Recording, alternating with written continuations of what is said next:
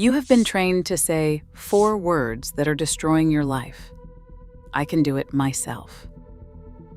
You say them with pride. You say them like armor. You say them to prove you are strong, capable, independent, worthy of respect. But energetically, those 4 words are doing something you do not see. They are closing the one channel through which abundance is designed to reach you. Because here is what nobody told you. The feminine was never designed to generate abundance through force. It was designed to receive it. And every time you say, I can do it myself, you are slamming that channel shut. This is not weakness. This is physics. And today, I am going to show you the mechanism that ancient traditions understood perfectly, that modern psychology is beginning to confirm, and that is costing you your health, your relationships, and your money every single day you ignore it. Let me start with an uncomfortable question. When a man offers to pay for dinner, what happens inside your body? Not what you say. What happens inside? The tightening, the calculation, the voice that whispers, you will owe him something. The reflex that reaches for your wallet before he can finish the sentence. That reflex has a name. It is a program. It was installed in you over the last 50 years by a culture that confused feminine power with masculine behavior. The program says, receiving is weakness. Needing is failure. Depending on anyone for anything makes you less. And so you learned to do everything yourself. Earn your own money. Fix your own problems. Carry your own weight. Never ask, never need, never owe. And the result? You are exhausted. Not the kind of exhaustion that sleep fixes, the kind that lives in your bones, because you are running a system that was never designed for your body. A man's action energy, his drive to push, to build, to provide, resets every 24 hours through his hormonal cycle. A woman's cycle is 28 days. You do not have daily access to that driving, pushing force. When you try to operate like a man every single day, you are working in a permanent deficit, and you feel it. You have been feeling it for years. You just thought something was wrong with you. Nothing is wrong with you. You are simply running the wrong operating system. But here is where it gets deeper. The program does not just exhaust you, it repels the very thing you want. Think about it. If you are a woman who says, I do not need anything, what signal are you sending to the universe? There is no request. There is no opening. There is no channel for abundance to enter. You have essentially hung a sign on your energy field that says, closed. And if you have a partner, the damage is doubled. When a man offers you something, a gift, support, provision, and you say, no, I am fine, I can handle it myself, here is what he hears. You are not needed. Your contribution is not welcome. You are not enough. His drive to provide, which is as fundamental to masculine energy as your ability to receive is to feminine energy, has nowhere to go. It does not redirect. It dies. Slowly, quietly, and then one day he is on the couch and you are furious, wondering what happened to his ambition. You happened to his ambition, not through malice, through programming. The ancient traditions understood this exchange perfectly. In the tantric system, Shakti, the feminine principle, is the receiving force of creation. She does not chase abundance. She opens to it. She creates the space, the desire, the invitation, and Shiva, the masculine principle, fills that space through action. Neither works without the other. Shakti without Shiva has no form. Shiva without Shakti has no fuel. But the system only functions when both operate in their natural role. The moment Shakti starts doing Shiva's job, the circuit breaks. In Taoist philosophy, the same principle appears as yin and yang. The feminine yin does not generate through force. It generates through magnetism. It draws abundance toward itself the way gravity draws water downhill, but only when it is open, only when it allows. The moment yin starts imitating yang, pushing, forcing, controlling, it loses its magnetic quality. It becomes noise instead of signal. And abundance, which was already flowing toward it, has no clear path to arrive. This is not philosophy. This is a description of something you can feel in your body right now. Think about the last time you received something without resistance. A compliment you actually let in? A gift you accepted without immediately calculating how to repay it? A moment where someone took care of you, and you simply allowed it. Remember how your body felt. The softening, the warmth, the expansion in your chest. That feeling is your channel opening. Now think about the last time someone offered you something and you refused. The tightening, the contraction, the armor going up. That is your channel closing. And it closes dozens of times a day. Every time you say, "I am fine," every time you refuse help, every time you reject a compliment, every time you push through exhaustion instead of asking for support. You are closing the channel, and then wondering why abundance is not flowing. A woman is supposed to want, not just a little, a lot. In the energetic dynamic between masculine and feminine, the woman's desire is not greed. It is the engine of the entire system. When a woman wants, she creates a vector, a direction, a challenge. Her desire asks the masculine, "Can you rise to this? Can you provide this? Are you powerful enough to make this real?" And a man who hears that desire, who feels it, activates. His ambition ignites. His creativity expands. His drive to earn, to build, to solve intensifies.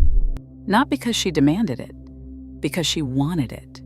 Because her wanting gave his energy a purpose. Without her desire, he has no direction.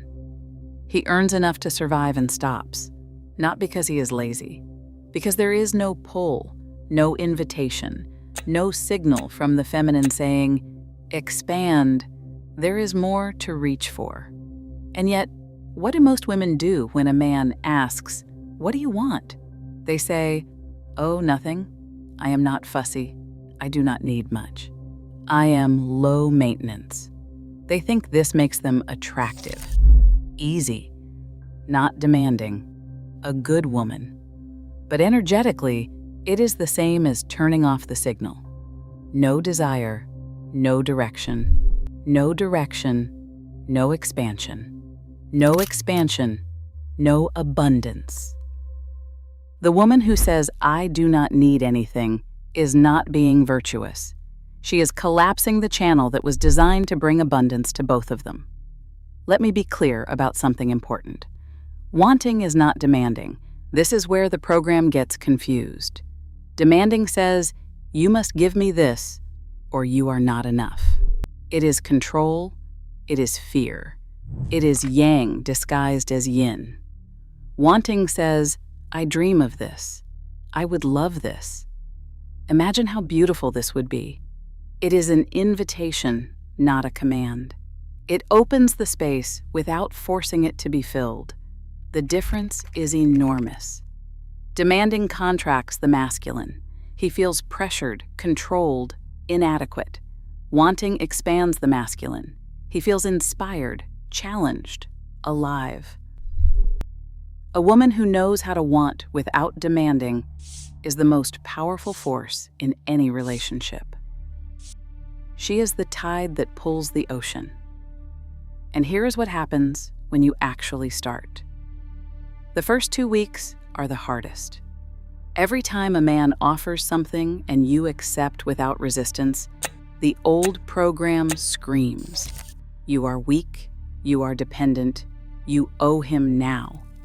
The discomfort is physical. Your chest tightens, your jaw clenches, your hand still reaches for the wallet. This is the program fighting for survival. Let it scream. It is dying. That is what dying programs sound like. By week 3, something subtle shifts.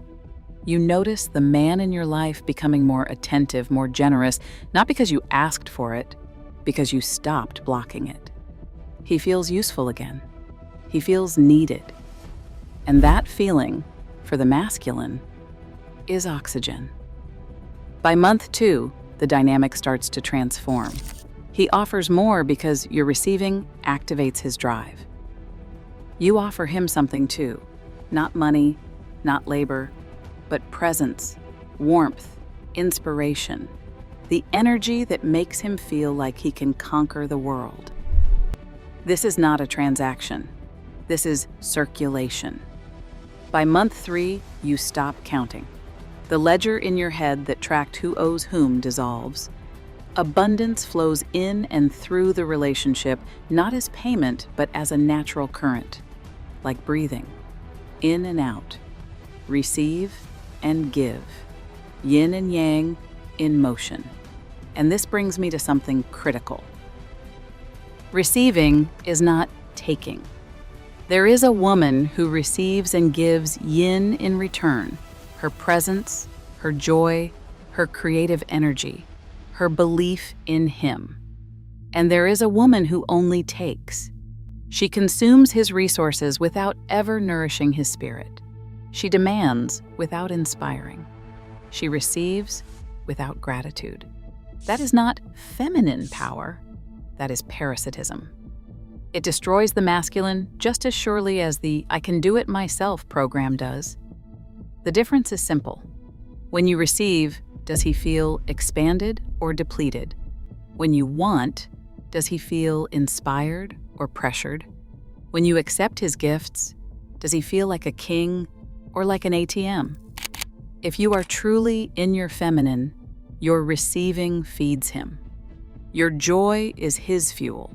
Your gratitude is his oxygen. He gives and feels stronger for it, not weaker. This is the circuit the ancient traditions described.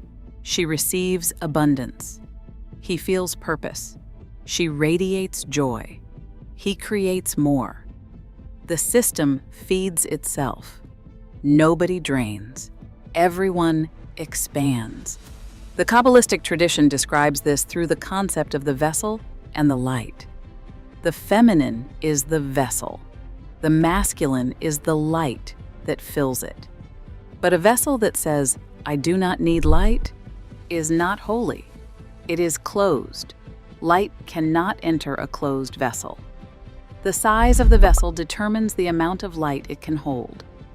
A woman who wants more, who allows her desires to expand, who does not shrink her vessel to be polite, she holds more light, more abundance, more life.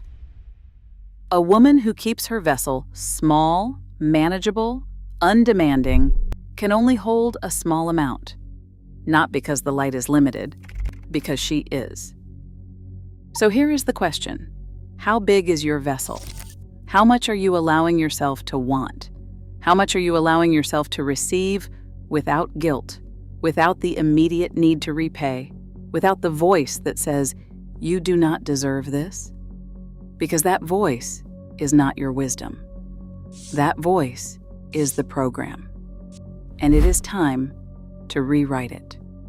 3 practices. The first is the practice of receiving without returning. For 1 week, every time someone offers you something, a compliment, a coffee, a held door, an offer of help, accept it. Say thank you. Do not immediately reciprocate. Do not offer to pay. Do not deflect with humor. Just receive. Notice the discomfort. That discomfort is the program resisting deletion. Stay with it. Breathe through it. Let your body learn that receiving does not create debt. It creates flow. The second is the practice of desire. Sit down and write a list of everything you want. Not what is realistic, not what you can afford, not what is appropriate, what you actually want. Travel, beauty, space, experiences, objects, feelings. Write it all. Do not edit. Do not filter. Do not add thoughts like the idea that you should be grateful for what you have. Gratitude and desire are not enemies. You can be grateful and still want more. In fact, wanting more from a place of gratitude is the most powerful combination that exists. Then share one desire with someone you trust, not as a demand, as a dream. I have been dreaming of this. Notice what happens in your body when you allow yourself to want out loud. The third is the morning opening. Before your day begins, before the world asks anything of you, place your hands on your heart and say, I am open to receiving today. I allow abundance to reach me. I do not have to earn it. I do not have to deserve it. I simply open, and receive. This is not affirmation. This is instruction to your nervous system. You are telling your body it is safe to receive. You are overriding decades of programming that said you must earn everything through effort. Do this for 30 days. Watch what changes. Not just in your finances, though that will shift. In your relationships, in your energy, in the way people respond to your presence, in the quality of what comes to you without you chasing it. The women who seem to attract everything effortlessly are not lucky. They are open. Their channel is wide. Their vessel is large. They have given themselves permission to want and permission to receive. That permission was never taken from you by force. It was trained out of you slowly, through praise for being strong, through shame for needing help, through a culture that told you independence was the highest virtue a woman could achieve. And if you are thinking right now, this is beautiful, but I do not have a partner, so this does not apply to me. It applies to you most of all. Because the program I Can Do It Myself does not just block a specific man. It blocks the masculine principle itself. It blocks abundance from any source, a job offer, a stranger's kindness, an unexpected opportunity, a gift from the universe that you did not earn. The woman who cannot receive from a man cannot receive from life. The pattern is the same. The channel is the same. The closure is the same. And here is what you may not realize. The kind of man you want, the one who is in his purpose, who wants to provide, who is looking for a woman he can support, he exists. But you are on different frequencies. You are broadcasting. I do not need anyone. He is scanning for a woman who is open to receiving. You cannot hear each other, not because he does not exist, but because your signal is telling him there is nothing to give here. When you change the signal, when you genuinely shift from, I do not need to, I am open, the men who match that frequency begin to appear. Not magically, energetically. You start noticing what was always there, but invisible to your old programming. This is not about performing neediness. It is about genuine openness, the willingness to be supported, the courage to be soft in a world that rewarded your hardness. Independence is not your highest virtue. Wholeness is, and wholeness includes the ability to receive as naturally as you give. You have been giving your entire life, giving energy, giving time, giving attention, giving care, and calling it strength. What if the bravest thing you ever did was simply open your hands and let something come to you? That is not weakness. That is the part of your power you were taught to forget. If this reached you at the right moment, write the word receive in the comments. Subscribe to this channel. We are reclaiming everything they told you to refuse, and we are only getting started.